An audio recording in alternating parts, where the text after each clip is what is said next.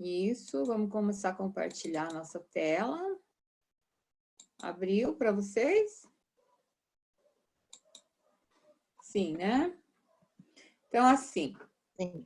fecundação, né? O processo se inicia aqui. Que é a fecundação? As condições de fecundação é o encontro dos gametas. O que são os gametas?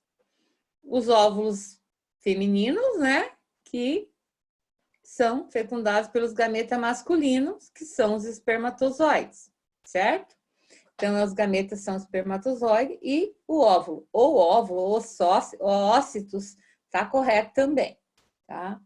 Então, a vida antes do nascimento, os primeiros dias de vida, a anidação e o desenvolvimento embrionário. É as que a gente vai conversar. Então, aqui eu tenho uma figura, né? Que é o útero, né? As trompas e o ovário, tá? Então, aqui nessa figura, como eu já falei lá na anatomia, as trompas, ela não está conectada ao ovário, né? Eles são separados. O ovário também tem uma fixação na parede do útero, porém eles não estão juntos. Aqui nessa foto dá a impressão que a ponta ali da trompa, né, está envolvida no ovário, mas não é. Ela vai estar separada e quando o ovário libera o óvulo, essas franjas da tuba uterina, né, tuba uterina, hoje é o nome que a gente correto para se pronunciar, ela vai envolver o óvulo e vai sugá-lo, né? Vai sugá-lo aqui para essa parte interna das trompas, onde vai ocorrer a fecundação, tá? Que aqui tem uma foto, os espermatozoides vão ao encontro do óvulo, né? Que são 500 mil espermatozoides, onde somente um vai conseguir penetrar o óvulo e fecundar, certo?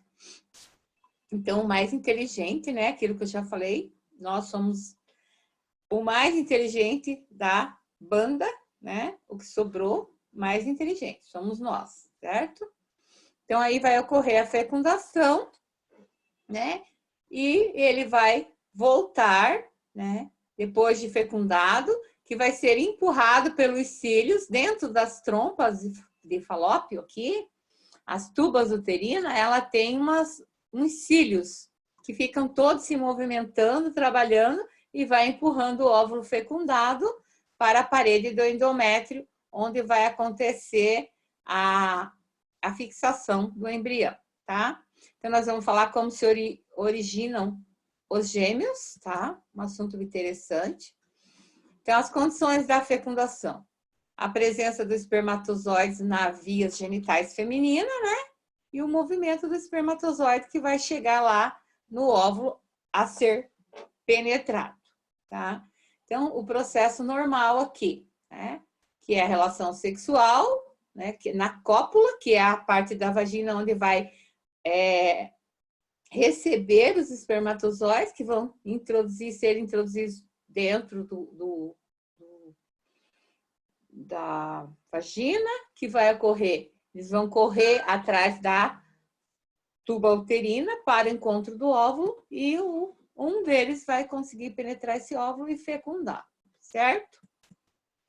Durante o período de ovulação, o colo do útero fica bem aberto com mucocalino abundante, onde é mais fácil a deslocação do espermatozoide. Lembra quando a gente orienta lá na parte de saúde da mulher, na parte dos métodos contraceptivos, vai ter uma parte que ela vai ensinar quanto ao muco vaginal, né? Quando ela está no período fértil, aquele muco ele fica espesso, elástico, que se você segurar no dedo e esticar, ele parece uma pomada de xilocaína grossa que vai fazer aquele movimento de catarro, né? E isso é lubrificação. Então, no período fértil da mulher, fica mais fácil ainda ele se deslocar, porque ela vai ter esse muco alcalino, que vai facilitar, né, a deslocação do espermatozoide para o encontro do óvulo. E isso é liberado através de hormônios. Lembra que eu falei para vocês que o ovário ele tem duas finalidades? Uma é da ovulação, né? Que já contém os óvulos, o amadurecimento do óvulo, uma vez por mês ele libera um óvulo. E depois, no caso de gêmeos, a gente vai falar que pode acontecer de liberar mais que um. Então, ele vai também ter a função endócrina, né? De alguns hormônios, né? Que é o estrogênio, progesterona. Então, eles são responsáveis pela produção de alguns hormônios, né? Tá claro até aqui? Então, aqui, a estreita entrada para as trompas, apesar de se encontrar permanentemente aberta, só permite a passagem de muito poucos espermatozoides de cada vez. Né? Então, aí já começa a luta dos espermatozoides até mesmo para introduzir, né, para dentro da trompa. Ele tem uma dificuldade, porque ela é aberta, porém a passagem é pequena, né, delimitada. Tá? Como que ocorre os encontros dos gametas? Então, um ovócito é liberado pelo folículo ovariano, né? Que é pelo ovário, né? E forma-se o glóbulo polar, tá? Que tem uma zona de pelúcia protetora, a corona radiata, o ovócito na fase 2, na fase pronta para ser fecundado, é onde o ovócito vai liberá-lo, né? Vai ser liberado pelo ovário. Ovócito, oócito é a mesma coisa, tá, gente? Aí acontece com o gameta masculino, né? Ele também é liberado através da relação sexual, né? E ele também, ele vai estar todo preparado aqui, o óvulo, e o espermatozoide vem aqui, né? Na parede desse óvulo e tenta a sua penetração, tá? Como que acontece essa penetração? Aqui na frente, ó, tem o espermatozoide, ele contém uma reação cromossômica na ponta, na cabecinha dele, essa parte verdinha aqui, ele libera um líquido específico para acontecer a penetração no óvulo, tá? Não é ele chegando e vai penetrar automaticamente, não. Ele precisa desse líquidozinho que tem no cromossomo dele, na cabeça dele, para conseguir a penetração no óvulo, tá? Então, aqui, o óvulo, né, depois de fecundado, né, atingiu, o espermatozoide conseguiu a penetração, está fecundado, ele vai começar a divisão, né? Uma célula para duas, duas para quatro, e assim por diante, certo? Claro aí, até agora? Tranquilo, né? Isso a gente já sempre está ouvindo falar e tal. Então, aqui, a fecundação, esse desenho está mostrando claramente como que ela funciona, né? As trombas de falópio, que é o ovário está aqui, tá vendo aqui nessa foto ela está mais clara, o ovário tem a fixação dele aqui na parede do útero, estão vendo? E aqui, digamos que ele está soltando um bafo aqui. Tem até o desenho de uma fumacinha ali, que ele está liberando o óvulo, né? E aqui a tuba está pronta, esperando. Nesses movimentos, os cílios dela estão se movimentando para puxar esse óvulo, né? E ele vai, aqui tem 2 óvulos, mas não é 2 óvulos. É as fases dele. A primeira fase que ele vai aqui, a fase que ele vai ser fecundado mais ou menos nessa altura da tuba uterina, tá? Que aí a relação sexual aqui na cópula, na vagina, que os espermatozoides vão entrar pelo útero e vão correr pela trompa para acontecer a fecundação, tá? Depois de fecundado, ele vai migrar, que a gente chama de nidação, ele vai migrar para o endométrio e fixar-se aqui na parede, que vai estar preparada para, esperando esse óvulo fecundado. Todo mês essa mudança no organismo acontece, né? Todo mês, de acordo com a natureza, todo mês a mulher vai liberar um óvulo que vai ou não ser fecundado, né? Aí aqui entra as fusões dos núcleos, né? E a forma da zona pelúcea, as células foliculares, os grânulos, né? Que é toda a formação das células. Aí, depois da fecundação, o que que acontece? O óvulo foi fecundado, tá? Ele está aqui, mais ou menos nessa altura da tuba uterina. Aí ele vai, aqui está todo o desenho do primeiro, segundo, até o quinto dia. O primeiro dia, ele está dividido em 2 células, o segundo dia em 4 células, o terceiro dia em 8 células, o quarto dia em 16, que está no estágio de mórula, no quarto dia. E no quinto, ele já está uma massa celular interna.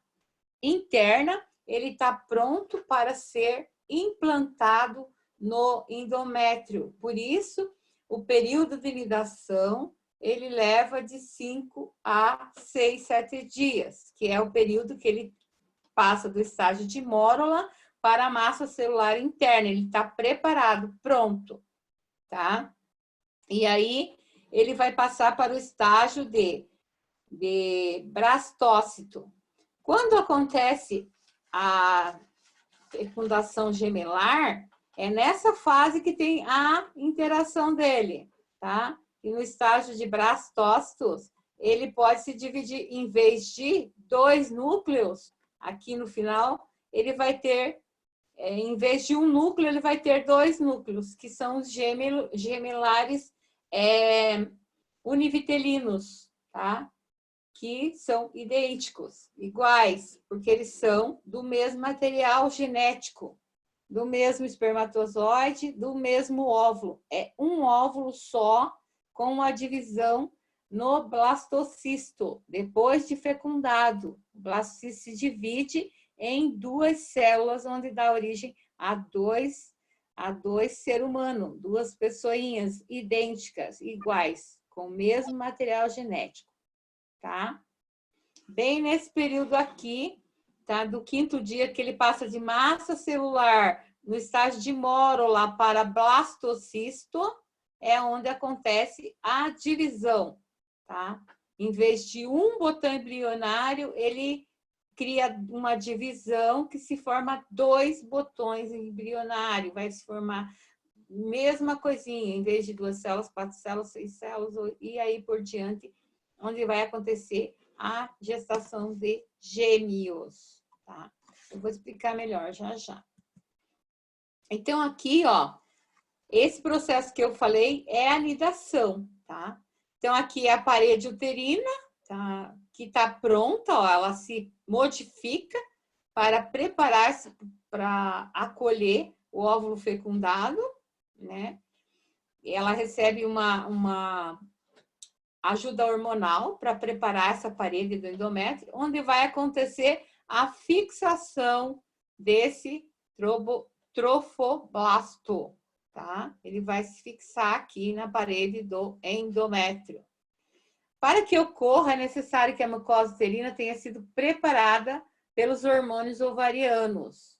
É aquilo que eu falei, é o auxílio dos hormônios que vai fazer ele se preparar, o trofoblasto, que é essa parede em volta que está pronta para receber o óvulo fecundado. O blastocisto tenha atingido o estado de desenvolvimento necessário para poder se implantar. Então, ele vai estar pronto, preparado com todas as divisões necessárias para se implantar aqui na parede do endométrio, que é o período de nidação, que leva desde a fecundação até o 5º dia, para acontecer isso, tá? Entenderam até aí? Sim, professor. Então, aqui, resumindo, né? Aqui tem o útero, a fecundação, a penetração do espermatozoide ali. 12 horas depois da fecundação, uma célula. 24 horas depois, 2 células. 45 horas depois, 4 células. 72 horas depois, 16 células. Aqui já o endométrio preparado e já é um blastocisto totalmente completo para dar início ao serzinho, que a partir da 12ª semana vai ser chamado de feto. Feto. Antes disso, ele não é um feto ainda, certo? Aqui o 13º dia, tá? Onde ocorre a implantação total aqui, ele está pronto, está preparado, já começando a formar os anexos embrionários, tá? O 14º dia, 21 dia, e aqui, a partir de 21 dias, garantem normal desenvolvimento da criança. Aqui já são a formação dos anexos embrionários, tá? Que garantem a placenta, que é essa parte vermelhinha aqui, toda cheia de aderências, né? O cordão umbilical, que ele vai sair da placenta ao feto, que tem a finalidade de fornecer a troca gasosa para o bebê, né? E a produção de hormônio, troca gasosa e a placenta fornecer nutrientes para o feto. Aqui a cavidade amniótica, que é a parte da bolsa, o espaço para o bebê se movimentar, né? Âmnios, que é a parte da pelezinha que cobre a bolsa, né? Âmnios é o líquido, córion é a pelezinha que se forma por cima e a cavidade uterina. E aqui a parede uterina, que é o músculo mais resistente da parte do útero. É onde no momento da cesariana, corta-se a parede uterina para a retirada do feto. Aqui, as funções da placenta. Tá? Quais são as funções da placenta? Ela tem a troca gasosa, né? O sangue materno, ela faz a troca, tá? Ela contém a artéria materna, veia materna, tá? Então, e através do cordão umbilical, ela vai ter as veias e a artéria, tá? Então, aqui, essa parte azul aqui e a parte rosinha, que aqui é o cordão, na realidade. Ele está anexo à placenta. Digamos, isso aqui é a placenta, tá? O período embrionário, aqui, ele está com 5 semanas, né? Não dá para definir ainda, ele é uma sementinha, tamanho de um grãozinho de feijão, é muito pequeno. 6 semanas, 9 semanas, ele é feto. Até a 12ª semana, eu me confundi no feto e embrião. Até a 12ª semana, ele é feto, tá, gente? Depois que ele vai passar a ser... Ele é embrião, depois que ele passa a ser feto, aquilo que eu falei para vocês. Desculpe. Ficou claro? A partir da 12ª semana, ele é feto. Somente a partir da 12ª semana em diante é que eu vou conseguir, tá? Saber o sexo do bebê.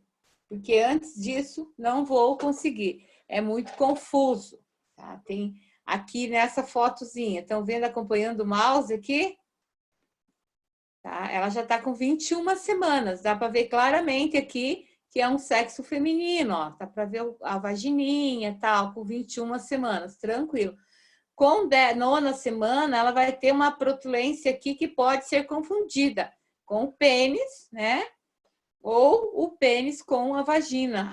A protutelância que tem aqui, ela não é bem clara, nítida. Então, a partir da 13ª semana, é que o médico realmente vai conseguir confirmar o sexo. Por isso, hoje existem exames sofisticados aí que você consegue fazer até ver o sexo pelo exame de sangue e tal, mas na tradição normal da ultrassonografia, a partir da 12ª semana, né? Que ele deixa de ser embrião e passa a ser feto, tá? Aqui na 25ª semana, ele já tem as penuginhas, estão vendo? A penugem começa a nascer as penugem, que a gente chama, né? Os pelinhos já está totalmente formado, está para visualizar as veinhas, né? Ele não tem, ele precisa ir a partir daí a crescer, né? Mas os órgãos já estão todos formadinhos, ok?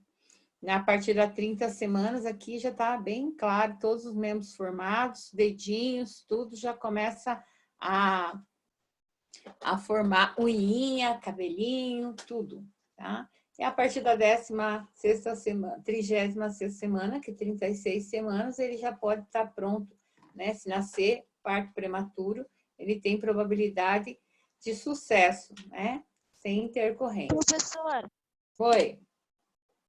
eu tive o meu filho mais novo com 36 semanas. Prematuro. E nasceu bem? Nasceu bem, graças a Deus. A médica que fez o parto dele ficou até admirada, porque ele foi um dos únicos que nasceu e ficou comigo, corpo a corpo. Nem foi para incubadora? Não foi para incubadora, nada.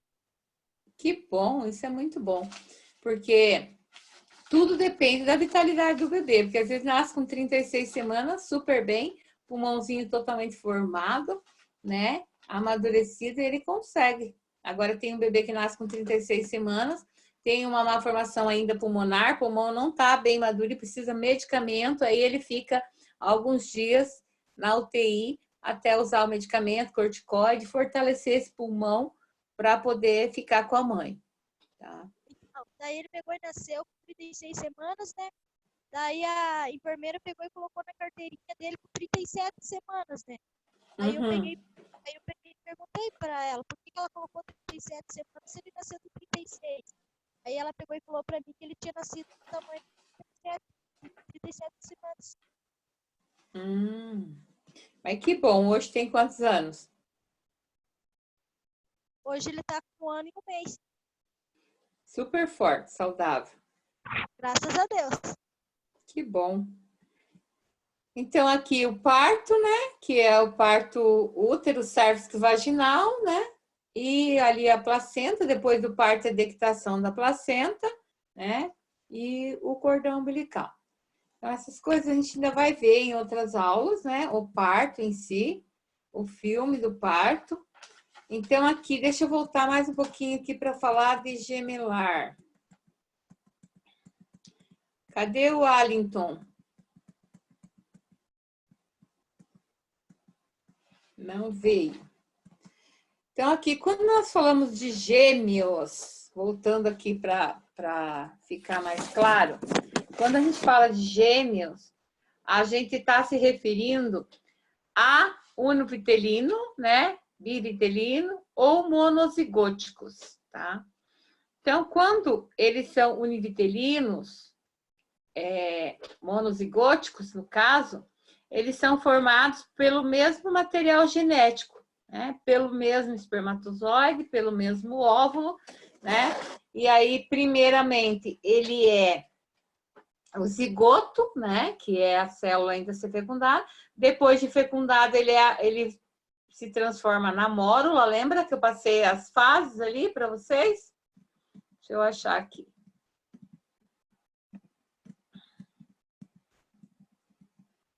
Isso. Aí ele é a mórula, que está ali, né? No 4º dia ele está no estágio de mórula, depois de fecundado já. E aí ele vai, a partir do 5º dia, virar a blástula. Como que acontece os gêmeos? Essa blástula, em vez dela se formar um botão germinativo, um botão que é o feto em si, que vai se formar ali, ela acontece a divisão para 2 botões germinativos, tá? Cada um dá origem a uma criança, com o mesmo material genético, tá? Isso acontece em 65% dos casos, tá? Acontece da divisão desses 2 botões germinativos, dando origem a 2 vidas, 2 crianças, tá? Então, 65% dos casos acontecem assim, tá? E os outros 35%, digamos, tá? Eles acontecem de uma forma que, como que eu vou dizer? O zigoto, né, se forma a mórula, tá? E ele se forma duas brástulas, cada uma com um botão germinativo. Então, aí eles são univitelinos, do mesmo material genético, do mesmo óvulo, do mesmo espermatozoide, com uma essência igual, tá? Porém, eles podem ter uma forma diferente, ele pode ter não são idênticos, não são completamente idênticos. Então, 35% pode acontecer no primeiro caso, que é 65%, que eles são univitelinos idênticos, eles têm a mórula, tá? Depois do estágio da mórula aqui do quarto dia, ele vira a brástula, e a blástula, dentro dela, se divide em dois botões germinativos, que dão origem a duas pessoinhas, tá? No caso do bivitelino dizigótico, que é diferente, ele tem as características podem ser diferentes, acontece a mesma coisa. Quando chega aqui na mórula, ela pode se transformar em duas brástulas, cada uma com um botão germinativo.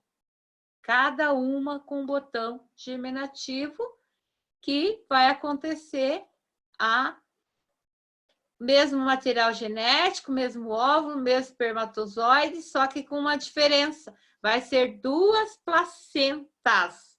Não vão estar na mesma placenta. São duas placentas, né? Porém, com o mesmo material genético. Então, essas duas placentas vão estar muito próximas. Aqui nessa parede desse endométrio aqui vai se formar duas placentas.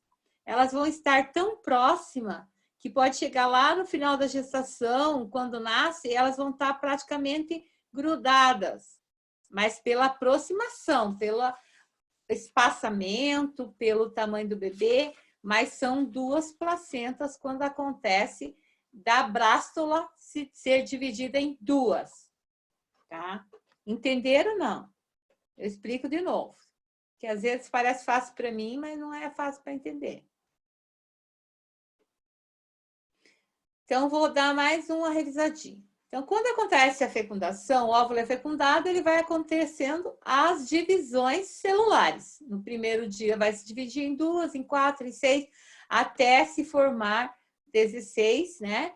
A mórula. A mórula, depois de pronta, com a questão hormonal, a divisão celular, ela vai receber o nome de blástula. Ela vai estar pronta. Quando uma blástula, no momento da divisão, ela se divide em dois botões. Dentro dela se abre dois botões, dois espaços para fecundação. Nessa divisão celular vai acontecer a gravidez de gêmeos idênticos, gêmeos de uma só placenta, tá? Uma só placenta. Ocorreu essa divisão celular dentro da blástula. Depois de mórula, ela se transformou em blástula. Dentro dela foi acontecida a divisão celular de dois botões germinativos, onde vai acontecer duas fecundações ali, dois seres, né, que vão ser fecundados na mesma placenta. São os gêmeos, né, univitelinos, com características idênticas, mesmo material genético numa única placenta. Quando eles são diferentes, quando chega no quarto dia, a transformação celular, ela virou uma mórula, ela vai se transformar em blástula, que é uma única célula interna, como uma bola, dentro tem a fase interna. Quando ela consegue dar origem a duas blástulas, ela vai receber um botão germinativo em cada uma delas. dando origem a 2 seres da mesma material genética, mesmo espermatozoide, mesmo óvulo, porém com placentas diferentes, porque são 2 brástulas individuais.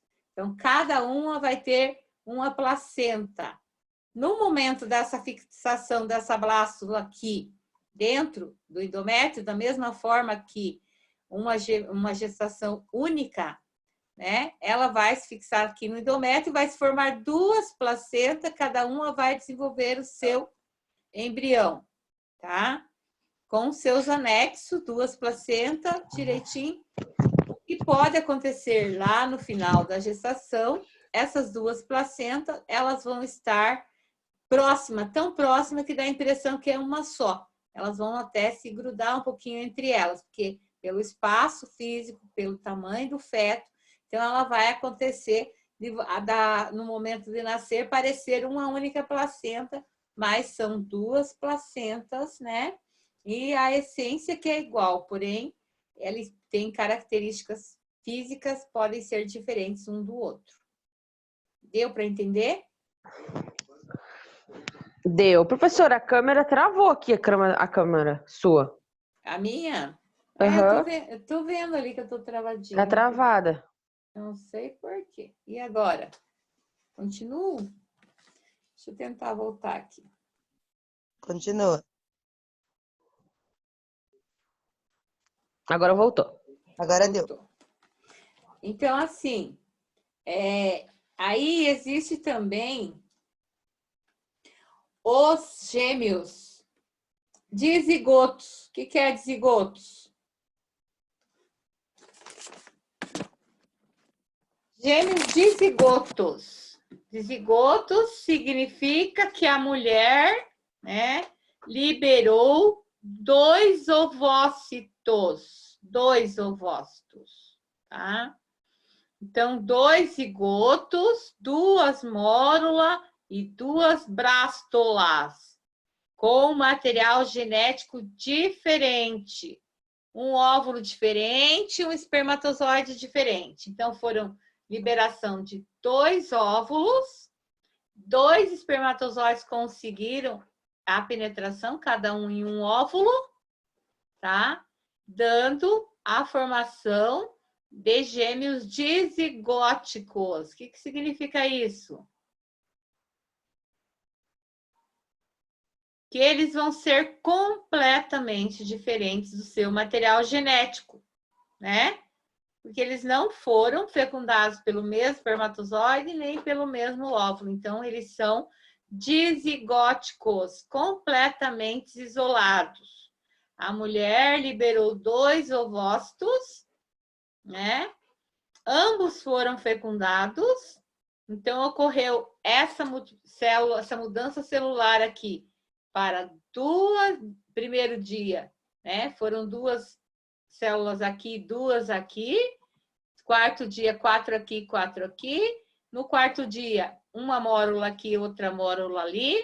A partir do 5º dia, a brástula, que é a massa celular interna pronta, uma de um lado, outra do outro, porque foram fecundações isoladas, né? Com material genético diferente, óvulos diferentes, espermatozoides diferentes. Por isso, eles são completamente diferentes.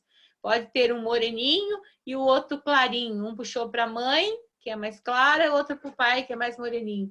Um ter o olho azul, que tem os olhos da mãe, e o outro ter os olhos castanhos. Entenderam a diferença?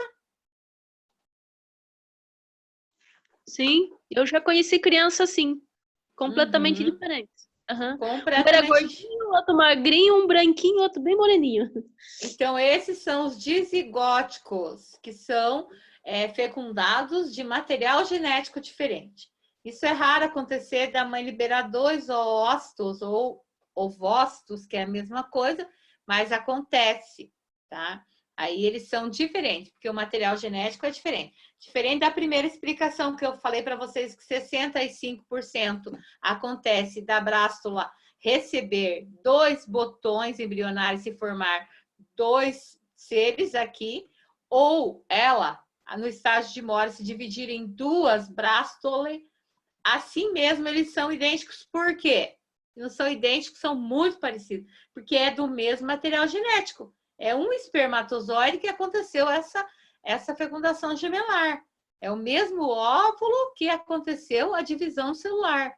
Diferente do dizigóticos, ou dizigóticos, né, quando a gente fala no plural, que eles são isolados, são dois óvulos, dois espermatozoides, se formam dois zigotos, duas mórulas, duas brástoles, com materiais genéticos diferentes, tá?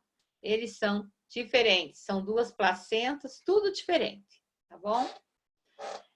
Agora tem uma coisa que às vezes é raro de se ouvir falar, não sei se alguém já ouviu falar, mas é uma pergunta que pode estar aí com ponto de interrogação. Vocês já ouviram falar que existe gêmeos de pais diferentes? Não. Mas existe gêmeos de pais diferentes. Mas como isso, professora? Sim, a mulher ela pode ter uma relação sexual no período fértil, né? Agora, né? E pode ter uma relação sexual à noite com um companheiro diferente e ela pode ser liberado 2 ovócitos, no caso lá do dizigótico, e ela ter 2 fecundações com espermatozoides diferentes que vão ter 2 filhos de pais diferentes, materiais genéticos diferentes. Se for fazer um DNA futuramente, vai aparecer que eles são filhos de pais diferentes. Nossa, isso é incrível. Nossa, não sabia não, É professora. incrível. Que legal. Chama-se gêmeos xilopagos. Xilofagos. Tá? Que são gêmeos do mesmo pai. Da De pais diferentes. mesma mãe, né? De pais diferentes. Tá? Agora, gêmeos xilopagos é outra coisa, que eu ia explicar também, já ia acabar deixando de lado.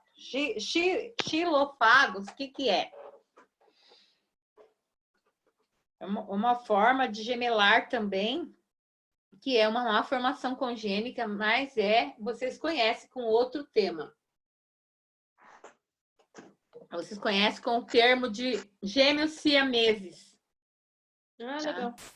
Os gêmeos siameses, ele tem esse vulgo termo gêmeos siameses, porque a primeira fecundação aconteceu, né, com siameses. Mas o nome correto é gêmeos xilopagos. Por quê? O que acontece aí? Quando, lá onde eu expliquei do disco embrionário, aqui dentro da brástula, quando ele vai acontecer o disco embrionário, onde ele vai se dividir o botão embrionário, essa divisão fica deficiente. Ele não consegue completar a divisão dos 2 botões, tá? Embrionário. E é onde vai acontecer a fecundação sem ela estar correta, sem ela estar completa. E aí eles vão se formar grudadinhos um no outro, que é o caso de gêmeos siameses. Tá? Alguns precisam fazer a cirurgia para separar, um não vai ter condições de vida, ou às vezes os 2 morrem, ou às vezes tem filme, tem coisas, histórias que crescem daquele jeito, porque não querem se separar. Né? É uma má formação congênita, porque aconteceu no momento aqui da brástula se dividir 2 botões embrionários, ela formou os 2 botões incompletos. Tá? E aí ela vai se fixar aqui na parede do endométrio, tá? Mas está faltando as células internas que vão dar origem a esse ser. Por isso, há gêmeos siameses. Tá? É uma má formação congênita. Ficou claro sobre gêmeos? Querem perguntar mais?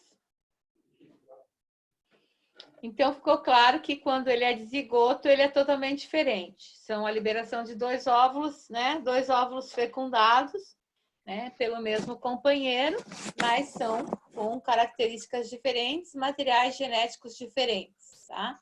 Eles podem até ter tipagem sanguínea diferente, um com tipagem da mãe, outro com tipagem do pai, diferente do univitelino, que são idênticos, né? Eles podem até ser formados, 35% no caso, são formados por 2 brástole, mas o material genético é o mesmo, é um espermatozoide, um óvulo que se multiplicou as células e formou 2 seres, né? Com as mesmas características, vão nascer idênticos ou muito parecidos quando são placentas diferentes, né? Porque ele pode formar 2 placentas também. Quando vocês ouvem falar por aí, que eu já ouvi muito isso, eles são idênticos, né? Porque são da mesma placenta. Nem sempre. No caso da parte da formação ali da brástula, ser 2 brástula, eles vão ter 2 placentas. Vocês conseguiram entender?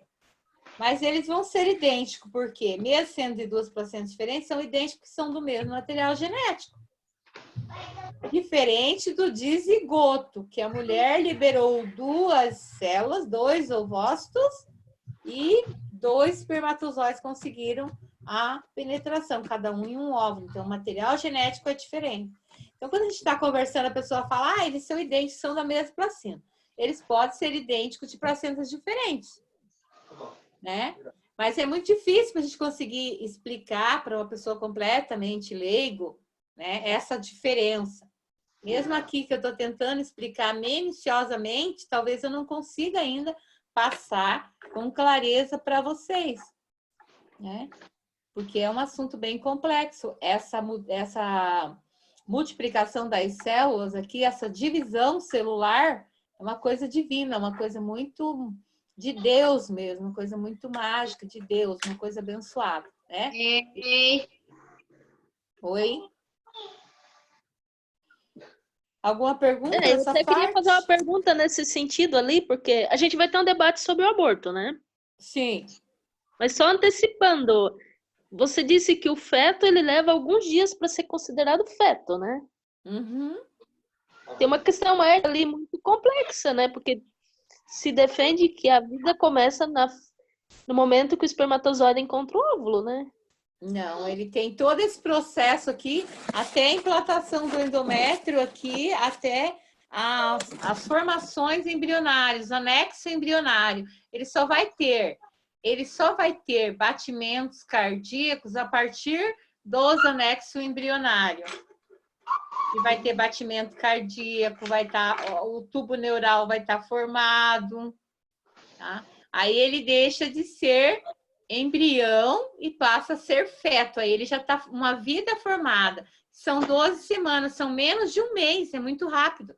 Por isso a defesa do aborto, algumas semanas depois não pode se fazer, não tem, mesmo que seja estupro, se passa dessa parte que ele já é feto, já tem toda uma burocracia maior para ser liberado o aborto. Uhum. Entendeu agora? Porque Sim. o tubo neural que vai dar origem à vida dele é a partir da 12ª, da 12ª semana, que vai estar formado o tubo neural, que é a primeira parte que se forma do feto, é o tubo neural, que nas fotos vocês vão ver, que é aquela curvaturazinha que é a coluna dele, né? O tubo neural, que liga o cérebro a todo o resto do corpo através do tubo neural. Aí ele passa a ser feto, ele deixa de ser embrião, ele já tem um comando neurológico, um batimento cardíaco, ele já está formadinho, da 9ª à 12ª semana. A partir daí, a gente até consegue fazer a escuta dos batimentos cardiofetais. Até a 9ª semana, a gente nem consegue ouvir o bebê. Naquele cardiotoque, naquele aparelhinho, a gente não consegue ouvir. Ele ainda não tem os batimentos formados, não tem a parte tubo neural formada. Entendeu a diferença agora ou não? Sim, sim. Agora ficou mais claro. Uhum. Então, a partir da 9ª, 12ª semana, ele passa a ser feto. Aí ele só vai dar sequência a todo o processo de gestação, formação, crescimento dos órgãos, toda essa parte aí. A ecografia transnucal mesmo que se faz até a 23ª semana, onde vai mostrar se ele tem alguma deficiência, alguma malformação, uma coisa que não existia antigamente nos pré-natais, hoje tem, né? Que a mãe já vai saber se ele tem alguma malformação através dessa ecografia, porque é a parte que ele está completamente formadinho, a parte neural. Entendeu? Uhum. A outra pergunta que eu ia fazer, e aí eu me dei conta, porque eu tenho irmãos, né, gêmeos, só que eles são mais velhos do que eu. Sim. Então a gente não acompanhou o crescimento deles quando eram bebês, né? Uhum. E daí eu ia fazer a pergunta sobre os gêmeos não idênticos, né? Porque eles são completamente diferentes. Só que eu acabo até me esquecendo, porque são irmãos. Pra gente que tem irmão gêmeo, é iguais aos outros, né? Não muda. Uhum. Como eles são mais velhos do que eu, então eu não pude vê-los bebês, né? Então é mais difícil ainda, né? Uhum. E pelas fotos, desde pequeno, eles são diferentes. Bem diferentes, não são nada. Então, eles são gêmeos dizigóticos. Dizigóticos. Porque a sua mãe liberou 2 óvulos. E no momento foi fecundado por 2 espermatozoides. Então, eles têm um núcleo genético diferente. De 2 espermatozoides diferentes. Mesmo pai, porém, o núcleo genético é diferente. São 2 espermatozoides com material genético diferente. Por isso, eles têm as características diferentes um do outro. E o menino era mais doente, sabe? Sempre foi mais doente que a menina. Uhum. Isso é normal acontecer? Isso é normal, é a mesma coisa. Eles são gêmeos de uma genética, de um núcleo de genética diferente, como se fosse um nasceu com um ano depois o outro. Eles não são idênticos, né? A única coisa que os gêmeos eles sempre vão apresentar em comum é um resfriado, uma amigdalite, porque eles são muito próximos, né? E isso é viral, isso pega mesmo. Pode ver se um adoece, logo o outro adoece também, né? Acho que de gêmeos ficou claro agora, né? Sim? Alguém pode me dizer que horas são, por favor?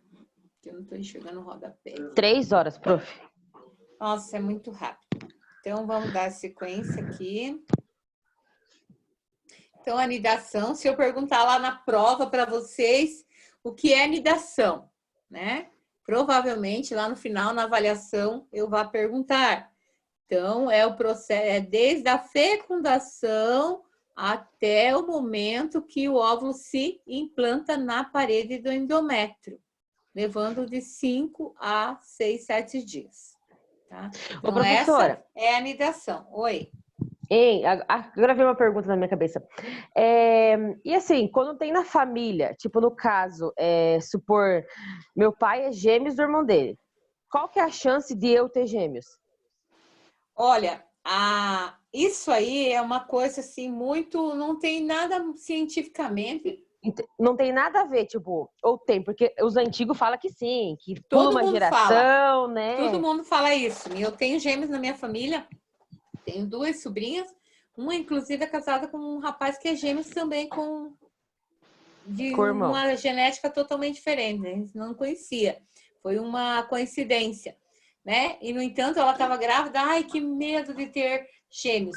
Mas vocês vendo aqui, né? A fisiologia não está muito relacionado, né? Está relacionado à fisiologia do organismo da mulher mesmo, né? Em relação hormonal, a liberação desses óvulos, a fecundação, não tem muita relação. Tá? Pelo que a professora explicou ali, não tem mesmo. Não, cientificamente, cientificamente não. Todas as pessoas falam isso. Se você tem gêmeos na família, probabilidade de ter. Se teve lá dos avós, probabilidade do neto ter. Mas eu não acredito que tenha relação, não. Estudando a anatomia e fisiologia do aparelho reprodutor, você vê que realmente é quando vai acontecer dela liberar dois ovócitos ou na divisão celular mesmo. Obrigada, prof. Eu acho que é um presente. Ter gêmeos eu acho um presente. Uma dádiva. Né? Ah, eu quero ter 3 gêmeos, já quero ter 3 de uma vez. Eu acho que dá trabalho, mas deve ser uma coisa maravilhosa, né? Ah, eu acho, meu Deus. Deve ter trabalho, deve dar gasto, né? Então, assim, agora a gente vai falar da assistência do pré-natal, certo? Então, aqui no caso, a gente falou da fecundação, né? Da implantação no endométrio, do óvulo fecundado, e a partir daí tem que acontecer, né, o pré-natal em si, a assistência ao pré-natal, tá? Então, aqui eu vou interromper um pouquinho para falar do fluxograma. Vou pegar a outra tela, tá?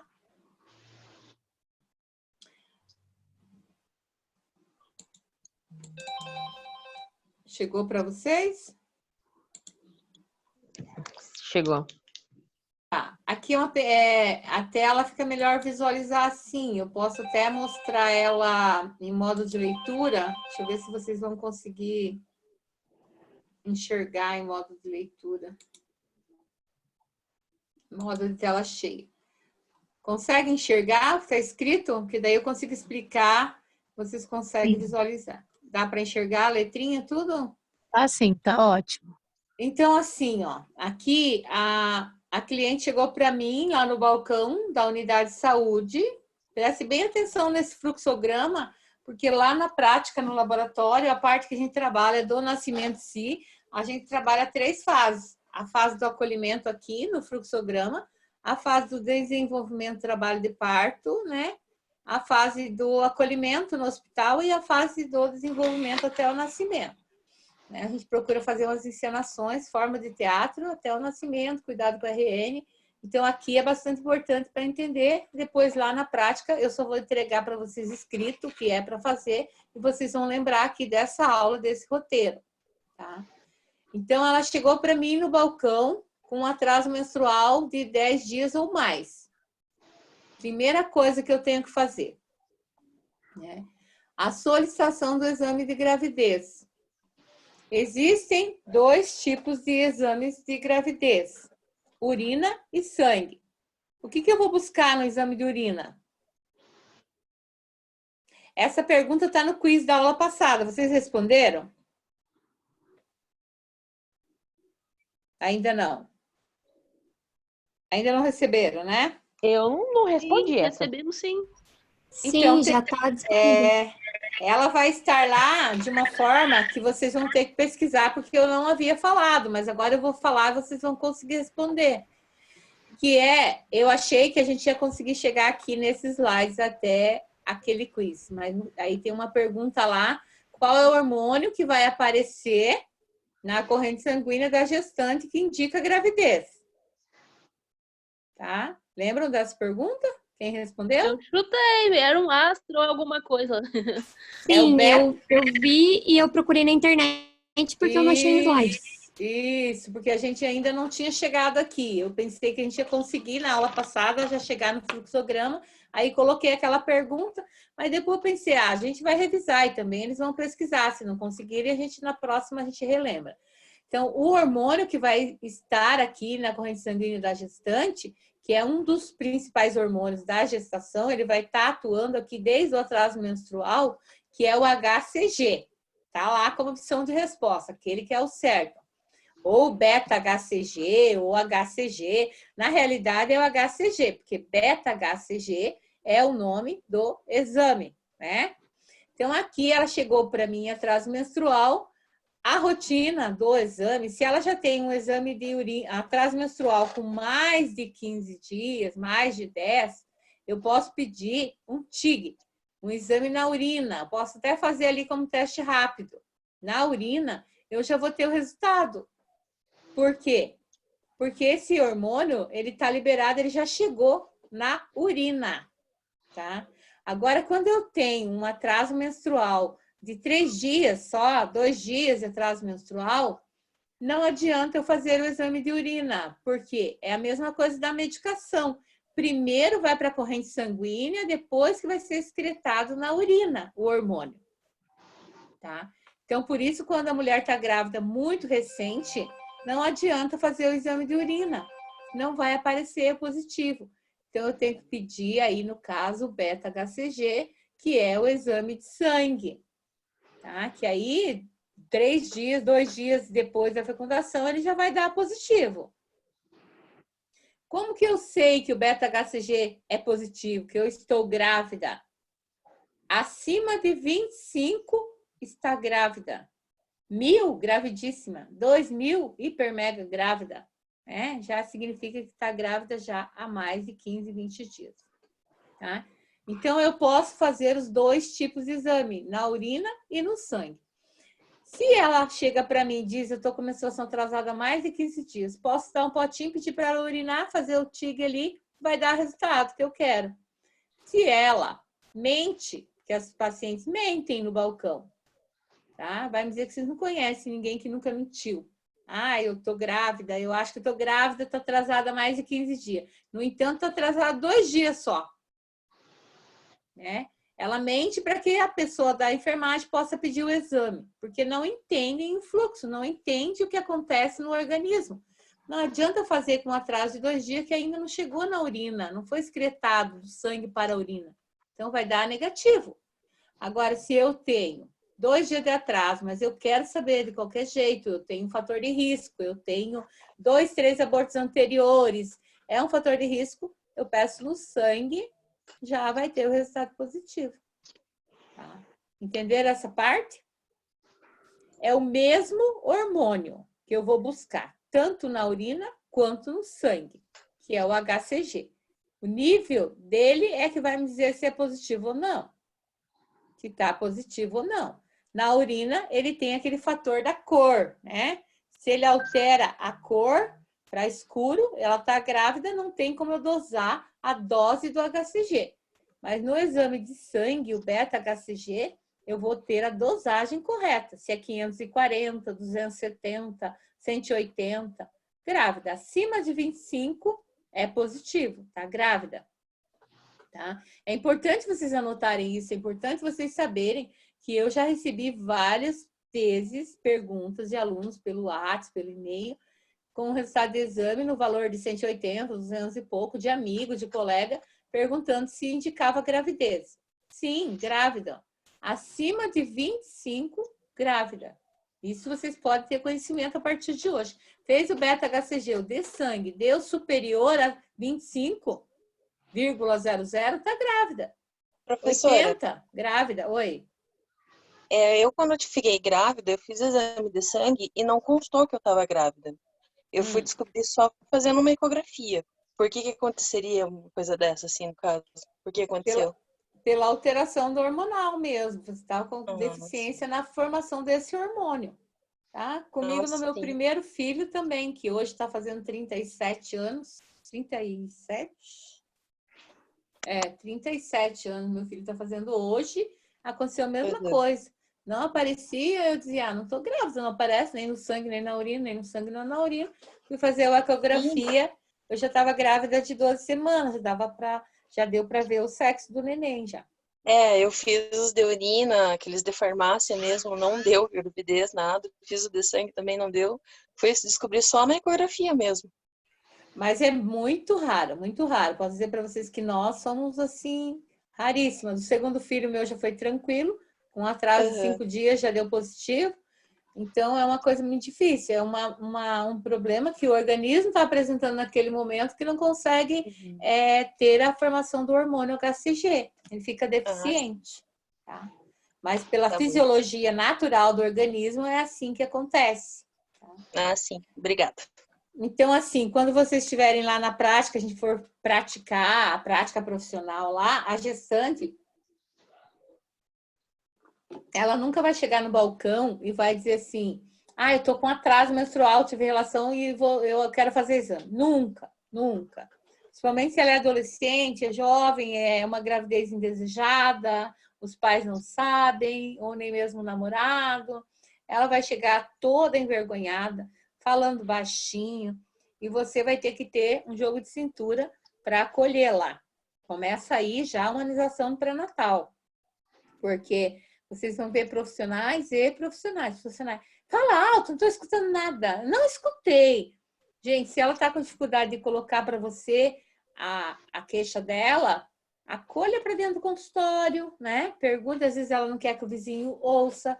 O balcão ali, o corredor, vai estar cheio de gente, de pessoas esperando, e pode ter um vizinho, um amigo da mãe, e ela não quer, naquele momento, alarmar que está grávida. Então, entra aí também a parte da humanização no atendimento, a enfermagem perceber, né, que é um momento delicado, e recolher dentro do consultório para pedir o exame, precisa fazer expor ela às pessoas que estão em volta ali, né?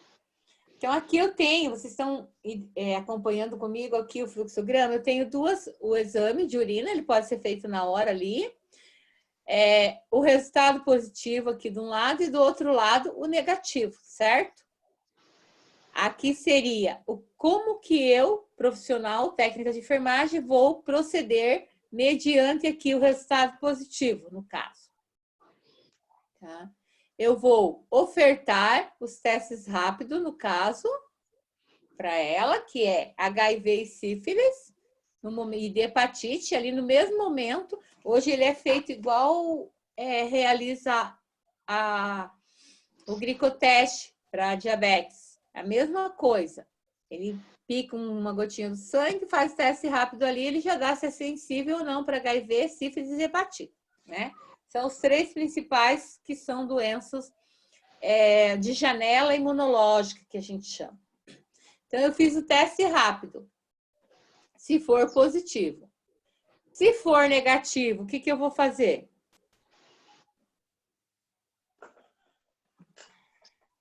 Repetir o teste após 7 dias, com a primeira urina da manhã. Né? Repetir. Ou, se der negativo ali, já está com 2, 3 dias de atraso, eu posso também solicitar o beta-HCG. Hoje já é mais fácil solicitar o beta. Uma coisa que antigamente era muito difícil. Hoje não. Hoje já consegue pedir o beta, que é mais rapidinho de sangue e mais fiel. Então, se der negativo, eu posso oferecer um teste, né? Um novo teste, esperar mais uns dias e repetir.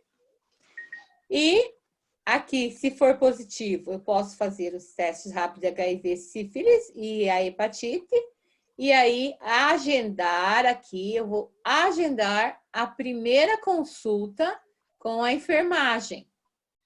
Aqui o CE, estão vendo aqui na mãozinha? CE significa consulta de enfermagem. Aí estão vendo aqui embaixo, CM, consulta médica, tá? Então, vou agendar com a enfermeira, digamos que eu agendei dali 2 dias, ou se tiver vaga naquele dia, eu já vou encaixá-la, né? Isso é ser positivo. E aqui no negativo, se após o segundo teste novamente persistir negativo, né? Continuando com a queixa de amenorreia, o que é amenorreia mesmo? A ausência da menstruação, tá? A ausência da menstruação.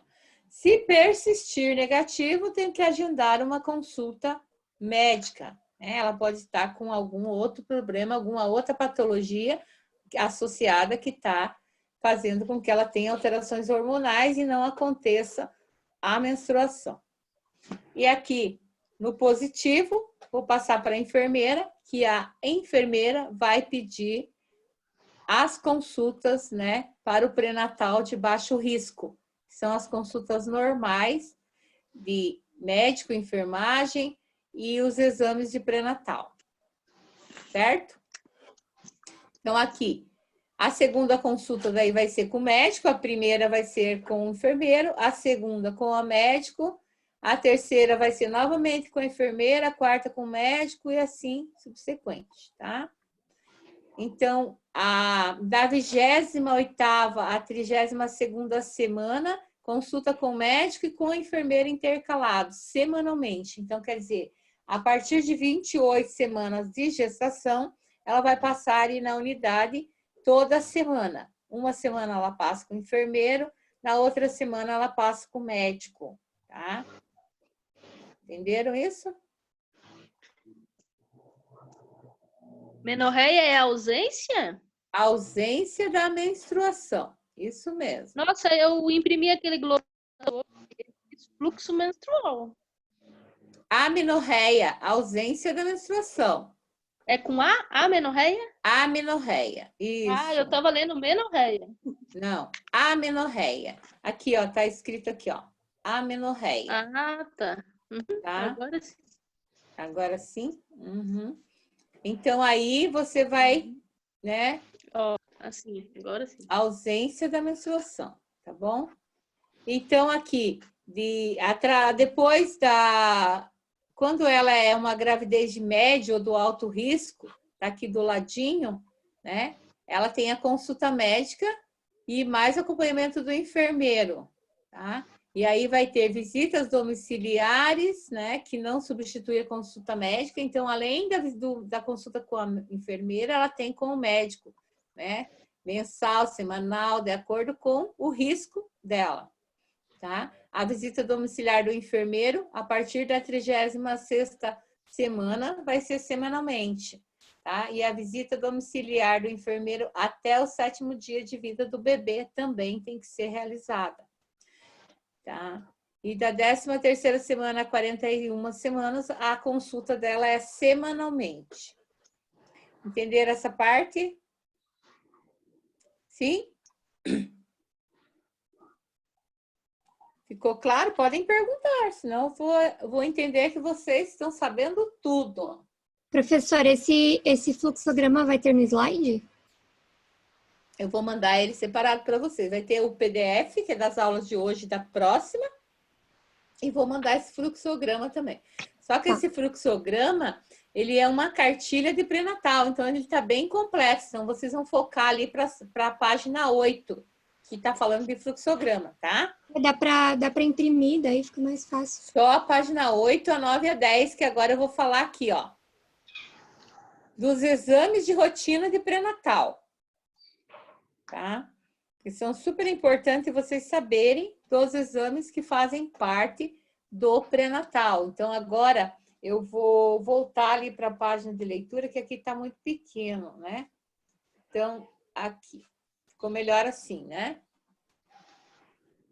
Então, os exames, eles são... Deixa eu só arrumar aqui. Na primeira consulta, eu já tenho que fazer o pedido, ela vai sair com o papelzinho de todos esses pedidos na mão, que é o hemograma completo, tá?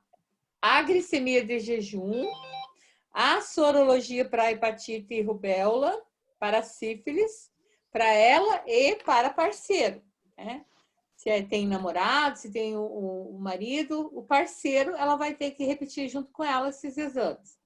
A sorologia para toxoplasmose, para HIV, urina tipo 1, que é a urina simples, que é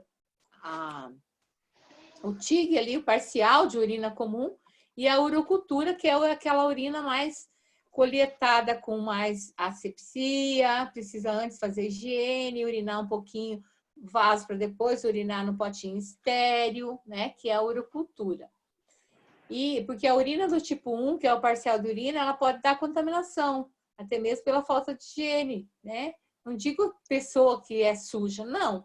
Se você faz cocô na hora e antes de coletar, né? Se considera contaminado. Então, tem que coletar a urocultura, que é uma forma mais asséptica de coleta. A gente vai ensinar, explicar como vai coletar tudo. Parasitológico de fezes e citologia oncótica. Aqui é o Papa Nicolau, tá, gente? Coleta-se conforme a rotina ginecologista. Com uma diferença, tá? Se a gente vai coletar o preventivo da gestante, a gente vai ter aula sobre coleta de preventivo. Não lembro se está comigo ou está com a Marisa. A gente vai ensinar vocês que vai colocar, introduzir o espéculo, depois a espátula em volta do colo e dentro, né, do colo ali, do cervix, que a gente quer material de dentro da cervix, a gente coloca como é que escovinha, gira e coleta e passa na lâmina, né? Para mandar para o exame. No caso da gestante, a gente não faz essa parte da coleta. A gente coleta só em volta, só fora do útero. Não coleta células endocervicais. Porque pode ter um sangramento, ela pode provocar um aborto, ou até mesmo acontecer um aborto e ela alegar que foi da coleta do preventivo. Então, o preventivo aqui, quem coleta é o médico, tá? É mais uma forma de ver se tem alguma infecção vaginal, não se coleta endocervical. A ultrassonografia, a tipagem sanguínea e o fator RH, que é super importante, que aqui vai classificar se é uma gravidez de risco ou não. Teste de come direto ou direto, né?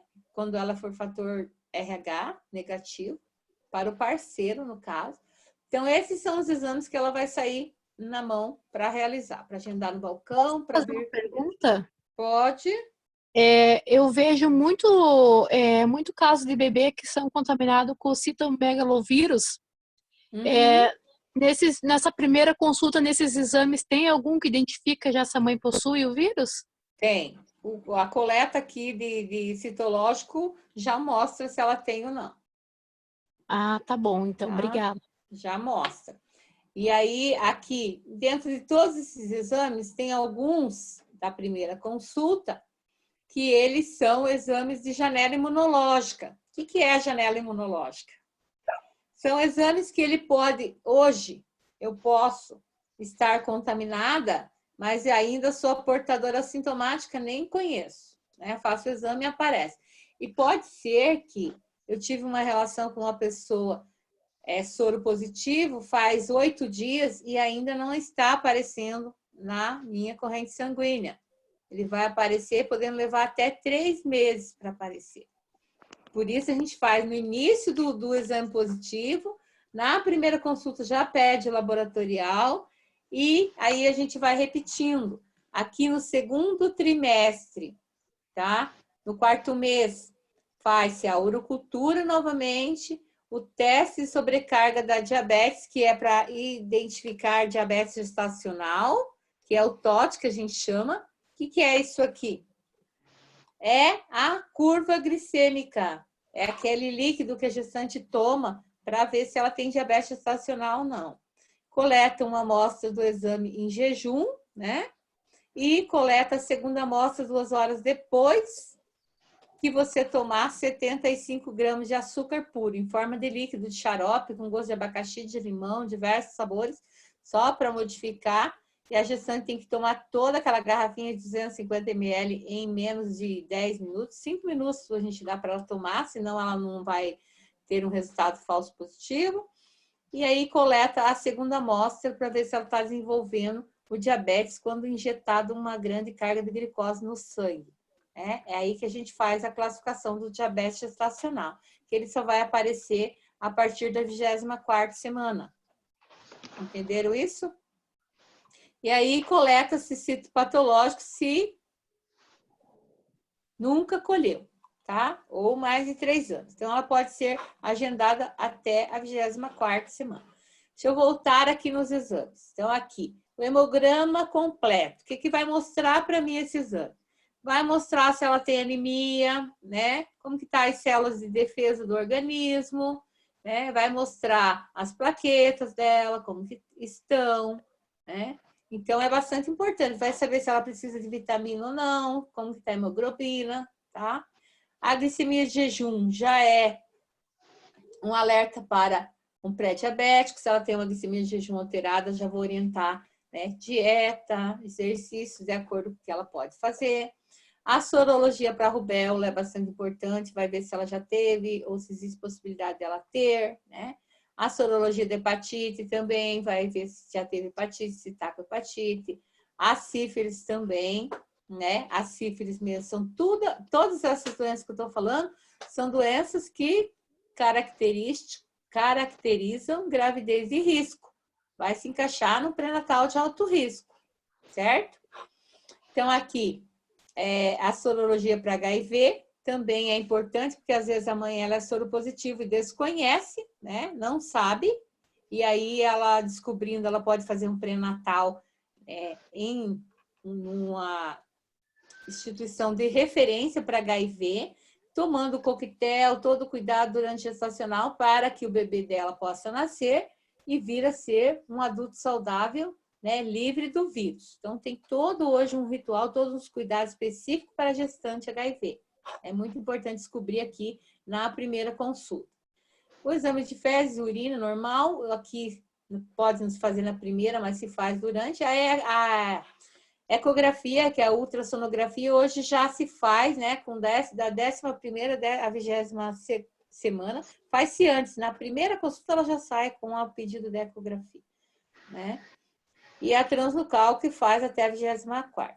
A tipagem sanguínea, que é importante saber se o sangue da mãe ele é positivo ou é negativo. Se o dela der negativo, tem que fazer o do pai, para saber se ele é negativo ou positivo. Nós vamos ter uma aula só sobre RH positivo, tá? Não vou falar hoje porque ele é um assunto bem complexo, assim, difícil de entender também.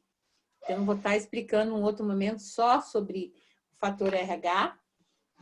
Tá? E aqui eu vou repetir os que eu já falei, que é a curva glicêmica, que é o teste de tolerância à glicose, que a gente chama, para ver se a gestante aceita bem uma carga de açúcar grande no organismo, se ela não vai elevar o nível de glicemia, desenvolvendo diabetes. Tá? E aqui, no caso, são os exames que eu preciso repetir novamente, né? Aqui, eu vou repetir esses exames 3 vezes, um no início do pré-natal e depois lá na 28ª a 32 semanas, eu vou repetir novamente, porque eu posso aqui não estar contaminada, certo? Vamos citar um exemplo aí, profissionais do sexo. Tem profissionais do sexo grávida que tem relação sexual até 7º mês, gente, tá? E uma coisa que parece absurda, mas não é, que tem homem que tem tara, né, por mulheres grávidas. Então, tem profissionais do sexo que continuam trabalhando. Pode ser que aqui no início ela seja saudável. E pode ser aqui que na 28ª semana ela esteja contaminada, né? Então, são exames de janela imunológica, todos aqui são, ó, a glicemia é controle, né? A sífilis, o HIV, a urina é controle, a proteinúria na urina também é controle, né?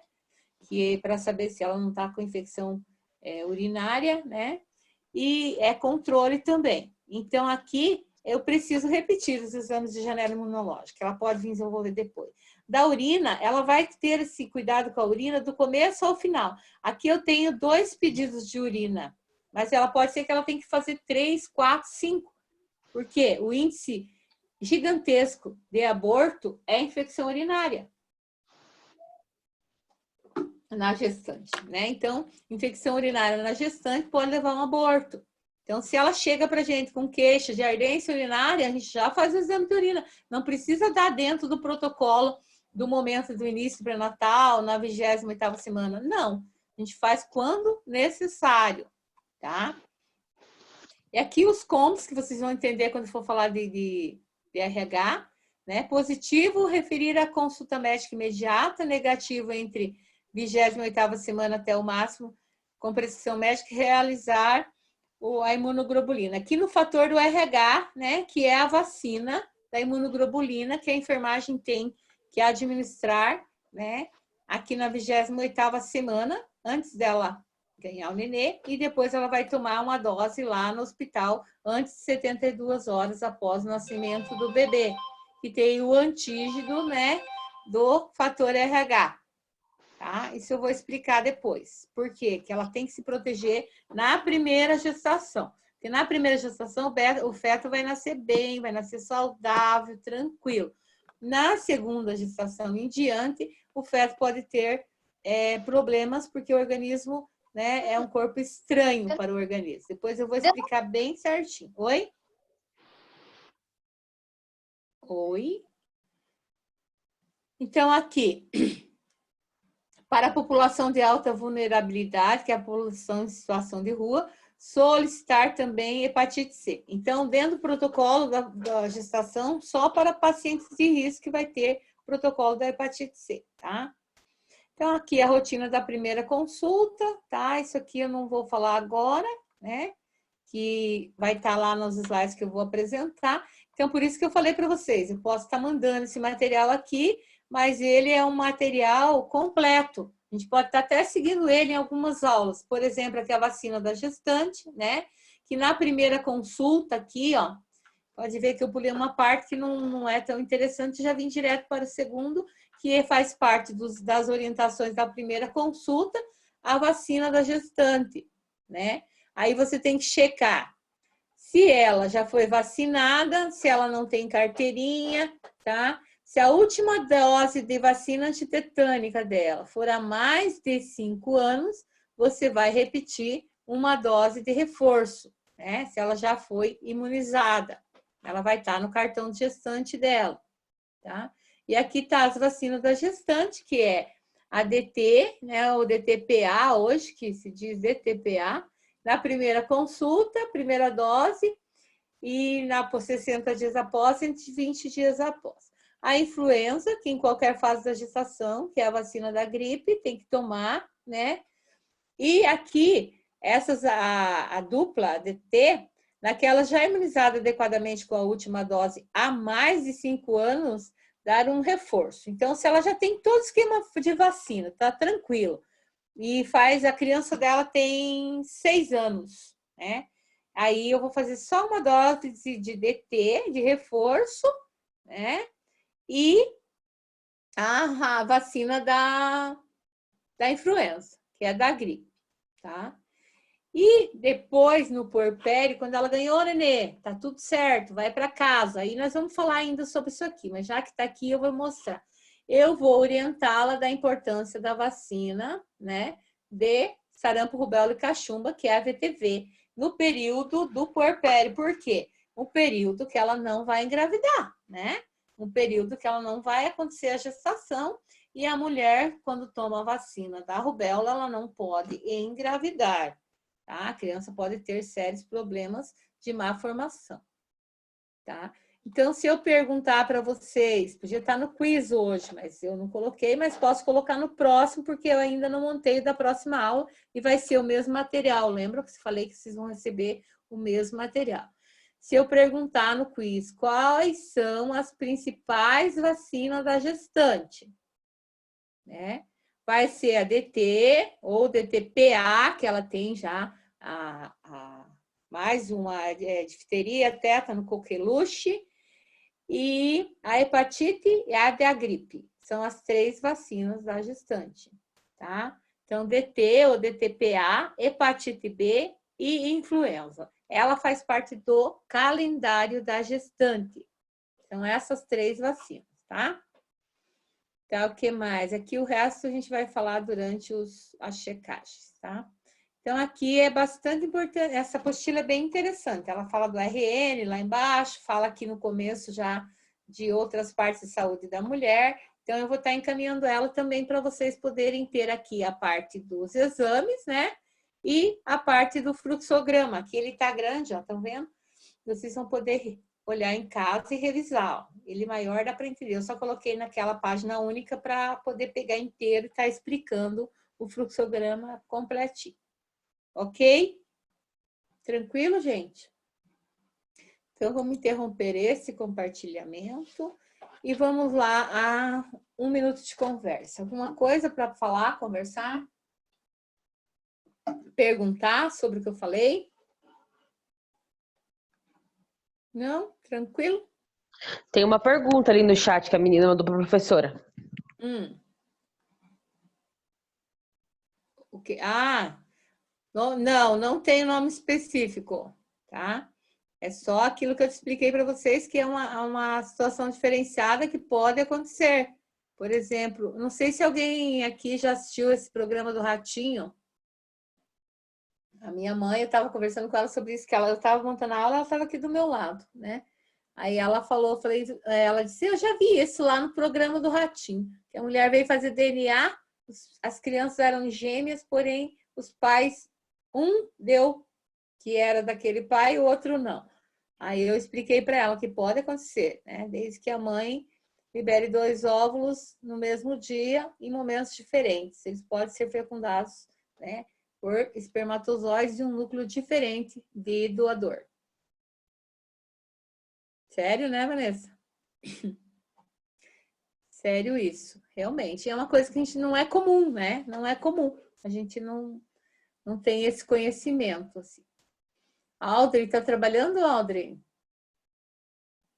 E também para descobrir isso daí, professora, só fazendo um exame, né? Porque tem muita mãe que às vezes acontece isso e nem sabe. Nem sabe, só fazendo DNA. Né? Mas se vocês forem pesquisar gêmeos de pais diferentes, vocês vão ver que tem reportagens, tem trabalhos que um é moreno, completamente moreno, negro, e o outro é clarinho, daí já fica uma coisa assim diferente no ar, né? Mas é muito difícil, a mulher tem casada, marido, filhos, e não vai desconfiar disso, né? Mas acontece. Só para vocês saberem que pode acontecer? Pode acontecer.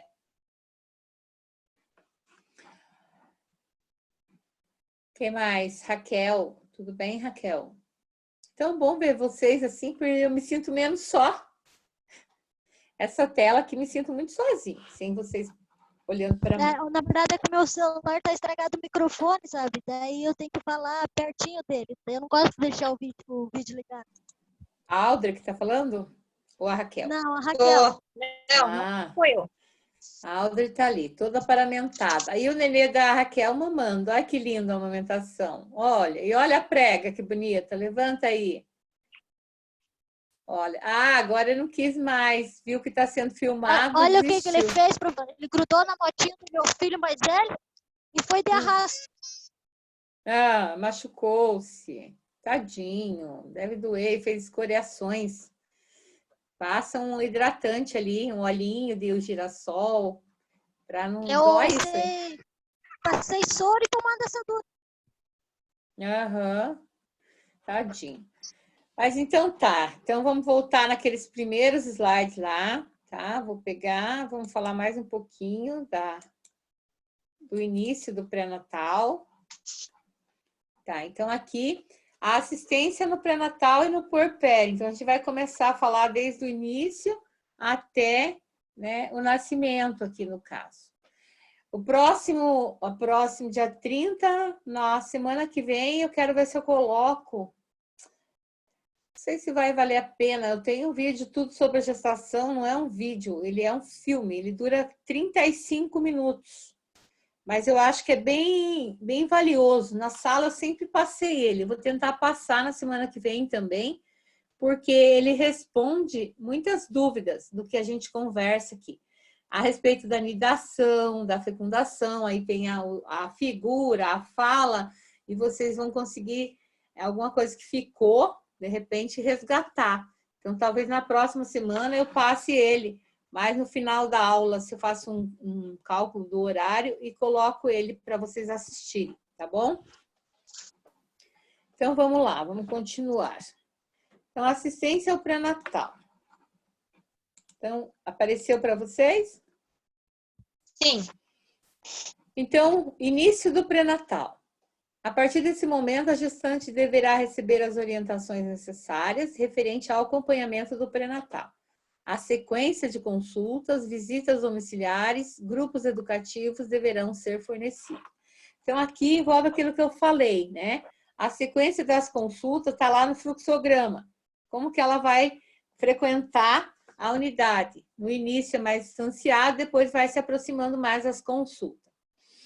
Por isso a importância de nós, como profissionais de saúde, a orientação.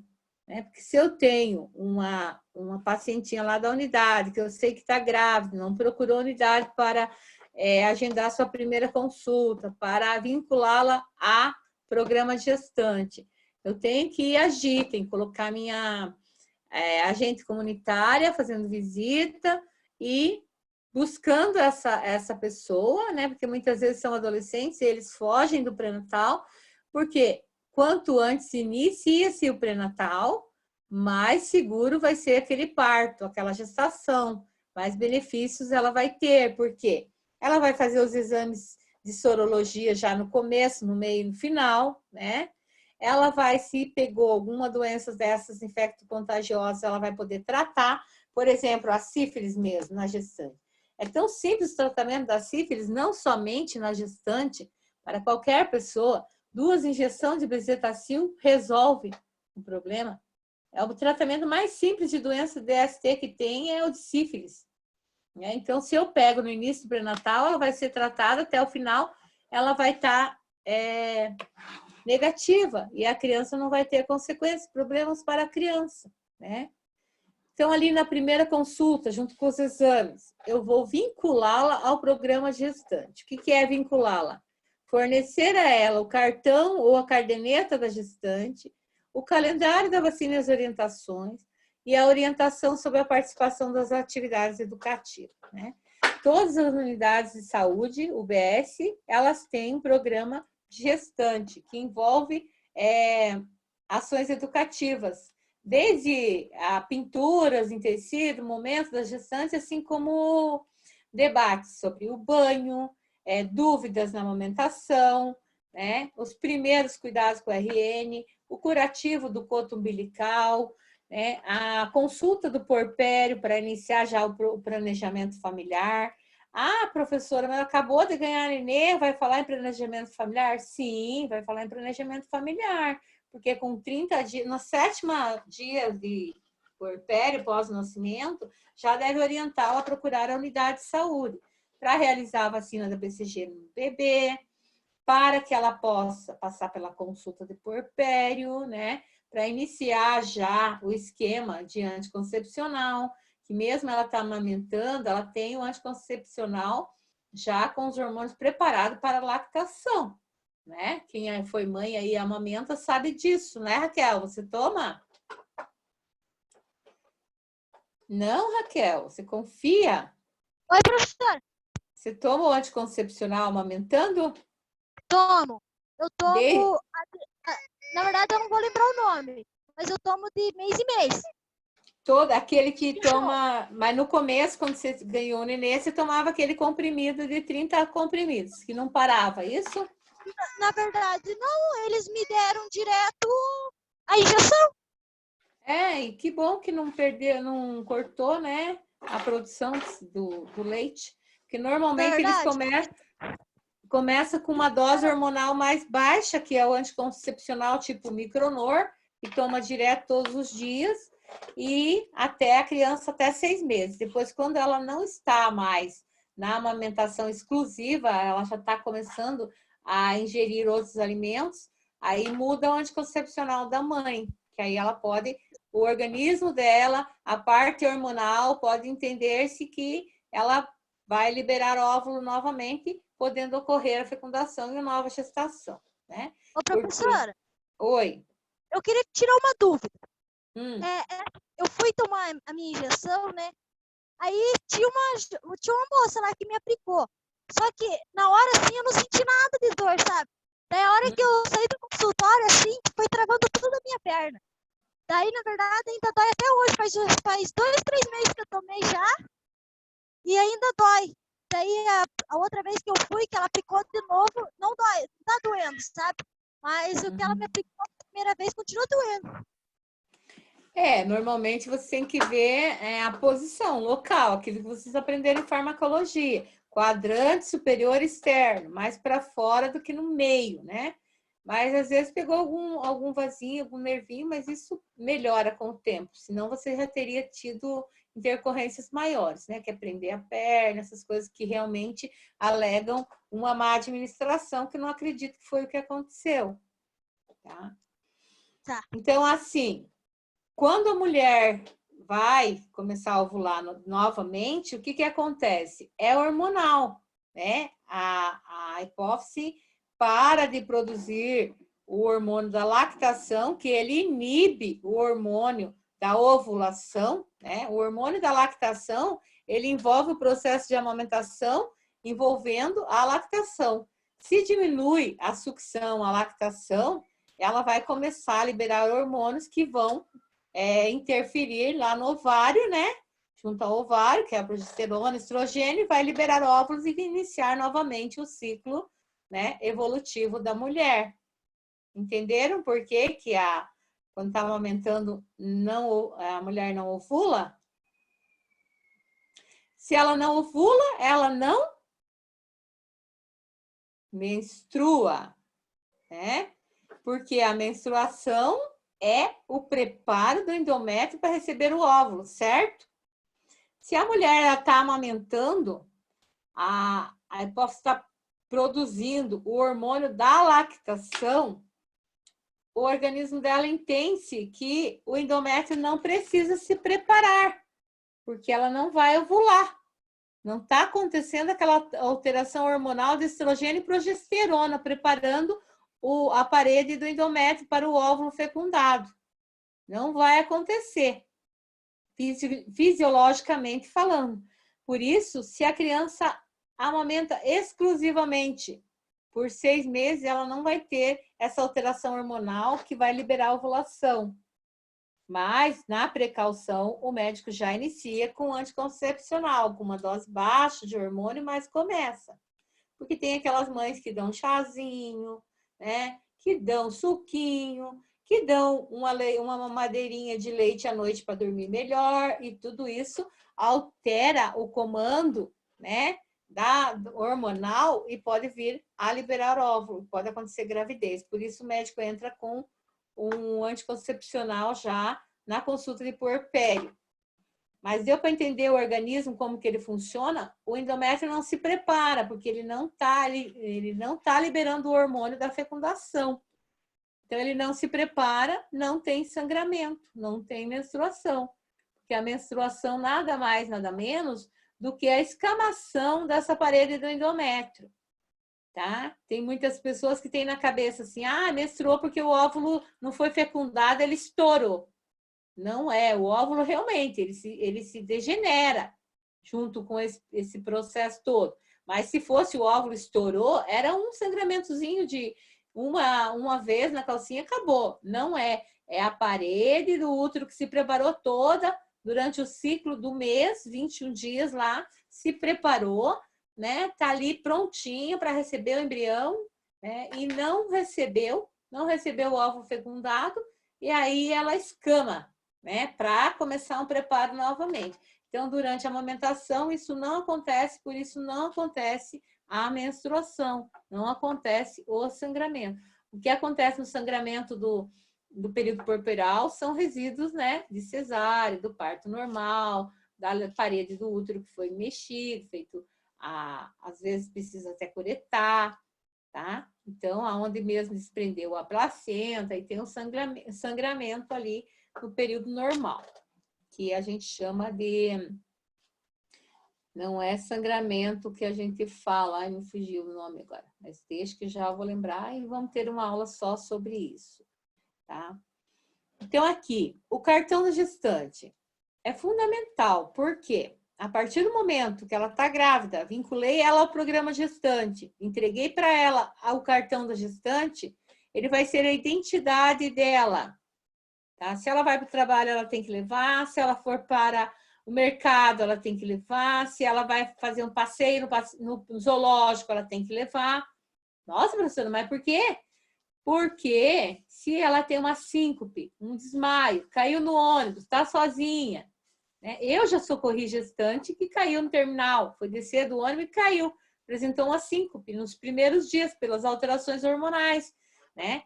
Ela caiu, eu fui ajudar ela, levantou, voltou, começou a conversar, eu perguntei se estava tudo bem, se ela tinha algum problema de saúde, ela me disse que estava grávida, estava com 1 mês de gravidez. Então, aí eu peguei, ela me mostrou a carteirinha, tudo, e se ela não volta, não começa a conversar comigo, tem uma alteração mais complicada, eu vou ter que pegar, mexer na bolsa dela, achar um documento, vou achar uma carteirinha, na carteirinha vai estar lá o nome do hospital que ela está vinculada, né? Quando eu vinculo ela ao pré-natal, já sai o número ali do CIS pré-natal, que vai na carteirinha dela, que dá direito a todas as consultas do pré-natal, né? Que o Ministério da Saúde vai pagar para aquele estado, vai dar direito ao internamento, intercorrência, exames complementares, o que acontecer com ela vai dar direito a atendimento. E esse cartão vai estar vinculado a uma maternidade. Se eu socorro uma pessoa na rua, né? Pego a carteirinha gestante, ela está vinculada ao Hospital Vitor Ferreira do Amaral. Eu vou pegar um táxi, um carro, alguém, uma ajuda, uma ambulância e vou levá-la ao Vitor Ferreira do Amaral. só chegar com a carteirinha de gestão, ela vai ser atendida. Aí que a gente vai procurar saber da família, chamar alguém da família, familiar, né? Concordam comigo? Sim? Então, Sim, prof. a carteira da gestante é uma peça fundamental. A partir do momento que ela é vinculada, eu já tenho que colocar na cabeça dela a importância desse documento, né? Que ela é assim, em alguns lugares ela é azul, outros lugares ela é verde, a mãe curitibana ela é verdinha, diferente dessa daqui, que é uma caderneta já do Ministério da Saúde, né? E dentro dela contém todas as informações da gestante, desde o tipagem sanguínea, desde o endereço, desde os exames complementares, a próxima consulta, o gráfico da altura uterina, tudo contém aqui nesse cartão da gestante. Ele é bem completo e bem importante, tá? Então, o pré-natal, ele começa a fazer parte do Ministério da Saúde a partir de 1986, né? Até lá, aqui foi regulamentado, no caso, né, a lei do pré-natal de baixo risco e da regulamentação da enfermagem diante do pré-natal, né? Porque a enfermagem antes era só o médico, só passava pelo médico, passava pelo médico. Hoje o enfermeiro ele pode acompanhar o pré-natal, tanto que as consultas elas são alternadas, né? Uma com a enfermeira, uma com o médico, no pré-natal de baixo risco, tá? Então, a partir de 1986, né, regulamentou a Lei do Exercício de Enfermagem, o Decreto 9.406, de junho de 87, que regulamenta a Lei 7.498 e a resolução do COFEM, que reafirma e diz que pré-natal de baixo risco pode ser inteiramente acompanhado pela enfermeira do Ministério da Saúde. Tanto que hoje a enfermeira, ela pode, na primeira consulta, ela já pode prescrever, né, a medicação ácido fólico. Já ouviram falar dessa medicação? Quem que já tomou aí no pré-natal? Eu não sei não, professor, o que é isso? É uma vitamina, tá? À base de ácido fólico. Tomei já, né, que eles falam. Ela ajuda o quê? Na formação do tubo neural do bebê, tá? Ela é muito importante para o processo de formação do bebê. Só que as pessoas não conseguem entender isso, por quê? Porque falta profissional que consegue passar a informação no momento aqui da vinculação gestante. Porque o ácido fólico, quando o bebê completa da 9ª à 12ª semana, o tubo neural já está formado, né? A ação desse ácido fólico é até esse momento. Então, não adianta ela tomar depois, né? Pode até tomar, mas não vai ter o efeito desejado, que é no início já da gestação. É na primeira consulta de pré-natal. Aí entra a importância do início do pré-natal bem precocemente. Através do atraso menstrual, tive positivo, início pré-natal. Porque eu posso precaver várias coisas para o bebê, tá? Então, o ácido fólico ele vai estar influente na formação do tubo neural desse bebê. Se a mulher está fazendo um planejamento para engravidar, tem mulheres que fazem planejamento, vão no médico, fazem exames para ver se está tudo bem, o médico já vai receitar o ácido fólico até mesmo antes dela engravidar. Tá? Então, isso já é uma conquista em cima da lei 7.498, que a enfermeira ela pode prescrever, não precisa esperar a consulta do médico. Ela pode pedir os exames, ela pode prescrever o ácido fólico. Se for hipertensa, ela já pode fazer a classificação de risco. Tá? Então, a enfermagem começou a ocupar o seu espaço. Então, a importância do pré-natal. Sabe-se que o pré-natal inadequado é espelho dos altos índices de mortalidade. O que significa mortalidade? É 90% das causas maternas diretas, né? São evitáveis no pré-natal. Então, 90% das causas mortes maternas diretas são evitáveis no pré-natal e menos de 10% morrem de causas indiretas, né? Por outras causas, por exemplo, até o acidente de trânsito, grávida morre. Hoje a gente vê até acidente com bala de fogo, né? Arma de fogo, gestante morre, entra uma causa indireta. Mas hoje morte materno o índice é muito baixo, uma coisa que não acontecia antigamente quando não se existia a unificação do SUS, o direito ao pré-natal, que até 1980 não se tinha, 82, direito ao pré-natal, não tinha a unificação do SUS. Em cima da Lei 8080, que começou a se falar em direitos iguais, onde iniciou-se o direito ao pré-natal. Antes as mulheres tinham bebê em casa, né? Quantos aqui não tem história familiar que nasceu em casa, né? Porque não tinha direito ao pré-natal. Então, isso ajudou muito com a evolução dos tempos. O objetivo do pré-natal, prestar assistência à mulher desde o início de sua gravidez, aquilo que eu disse, quanto mais precoce, melhor, onde ocorrem as mudanças físicas, emocionais, e que cada gestante vivencia de forma distinta, é dela, é uma coisa, né, muito pessoal dela, cada uma tem a reação à gestação de uma forma diferente, né? A assistência ao pré-natal é o primeiro passo para o parto e o nascimento humanizado. Essas intercorrências que podem acontecer com a gestante, de acordo com as mudanças físicas dela, é muito importante a gente entender, porque a gestante, ela começa a se olhar no espelho, né, e não se enxerga mais bonita, né, ela se enxerga, aquelas mudanças fisiológicas incomodam, e muitas vezes ela entra em conflitos emocionais. Então, a gente tem que estar ali para dar suporte, para estar orientando, ao contrário de muitos que se acham maravilhosas e lindas, que bom, né? Tem uma autoestima muito elevada ou deseja tanto aquela gestação que não se veem feia em momento algum, se acham linda. Eu acho particularmente gestante lindíssima. Toda gestante eu acho maravilhosa. Então, assim, o acolhimento.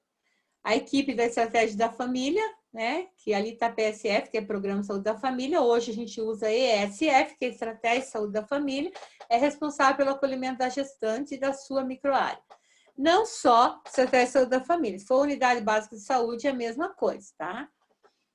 Para captação do pré-natal, deve ocorrer o mais rápido possível, até o 4º mês de gestação, pela agente comunitária de saúde ou através da procura direta da mulher com suspeita de gravidez.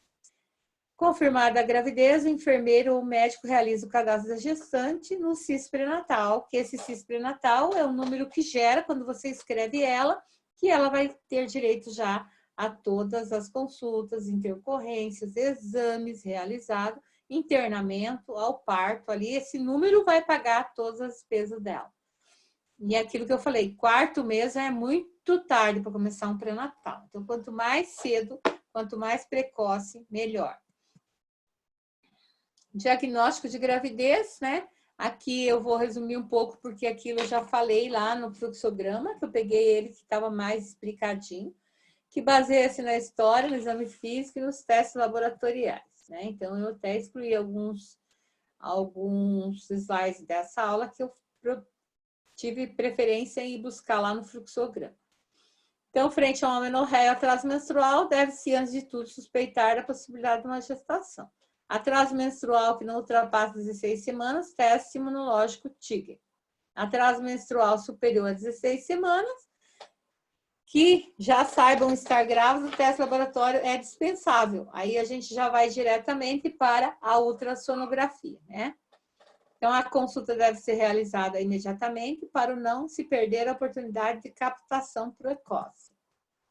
O fluxograma da gestação e diagnóstico, eu já passei para vocês, porque esse aqui, ó, o que tem nessa aula é muito simplesinho e tá apagadinho, mas eu ainda vou revisar ele de novo, né? Que atrasa a regularidade do ciclo, né, menstrual, com queixas de náuseas, aumento de volume abdominal, avaliar o ciclo menstrual, data da última menstruação, atividades sexuais, atraso menstrual com mais de mulheres... Atraso menstrual em mulheres maiores de 10 anos com atividades sexuais, né? Então, ele está muito ruinzinho, esse fluxograma aqui. Por isso que eu peguei e fui lá direto naquele da apostila que eu vou mandar para você. Então, pré-natal. que serve o pré-natal, né? Fornecer orientações necessárias referentes ao acompanhamento pré-natal, sequência de consulta, visitas domiciliares, reuniões educativas. Então, deverão ser fornecidos ainda o cartão da gestante, que eu já falei, identificação completa, né? Bem preenchido, com o número do CIS pré-natal. Então, assim, hoje vocês estão tendo aula, né? Então, em busca de serem profissionais técnicos de enfermagem, estão se preparando para passar no concurso, trabalhar com orientação, com a gestante, pré-natal. Então, vocês têm que saber o que significa o CIS pré-natal, tá? É o número que dá direito às despesas desse pré-natal. Os direitos a essa gestante, o direito de internamento, a vinculação dela a uma maternidade. Então, como que acontece essas vinculações aqui? O hospital de referência para o parto e as orientações sobre este. Por exemplo, eu moro no Cajuru, a Unidade de Saúde Cajuru. A referência dela é a maternidade Vitor Ferreira do Amaral. Então, todas as gestantes dela, da região, da área de abrangência da Unidade de Saúde Cajuru, vão ganhar uma carteirinha com o número do CIS pré-natal e a vinculação ao Hospital Vitor Ferreira do Amaral. Ah, tá, professora, mas eu tenho uma gestante que é hipertensa e obesa e está grávida de 2 meses. Aí ela vai ganhar uma carteirinha diferenciada com o número de CIS pré-natal de gravidez de alto risco e vai ser encaminhada para um hospital de referência que atenda a gravidez de alto risco. Por exemplo, evangélico, HC, que tenha uma equipe multidisciplinar, multiprofissional que atenda. Desde UTI neonatal, né, a UTI para gestantes também, porque a eclâmpsia, muitas vezes, ela leva a mãe para a UTI. Tá? A consequência mais grave é para a mãe, no caso da eclâmpsia. Deu para entender? Então, digamos aí que a Unidade de Saúde Cajuru, ela tenha a hospital referência para partos de baixo risco e tem hospital referência para gravidez de alto risco. Ela pode ter o HC como referência, como pode ter o trabalhador como referência, ou pode ter o evangélico. Então, a Unidade Cajuru ela só vai poder encaminhar para a gravidez de alto risco as gestantes de alto risco para o hospital que ela tem acesso, que é dividido aí esse número de vagas, gente.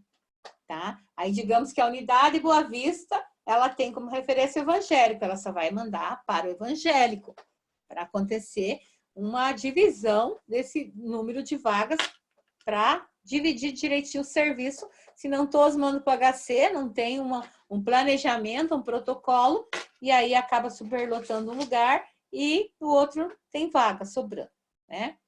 Então, os exames de rotina, orientação sobre participação nas atividades educativas, reuniões, visitas domiciliares. Essas atividades educativas, quem vai criar vão ser vocês como profissionais. Né? Digamos, você é técnica de enfermagem, numa estratégia de saúde da família, você é do grupo 3 e a tua área de abrangência, você vai pegar aquele dia da gestante e fazer uma reunião educativa.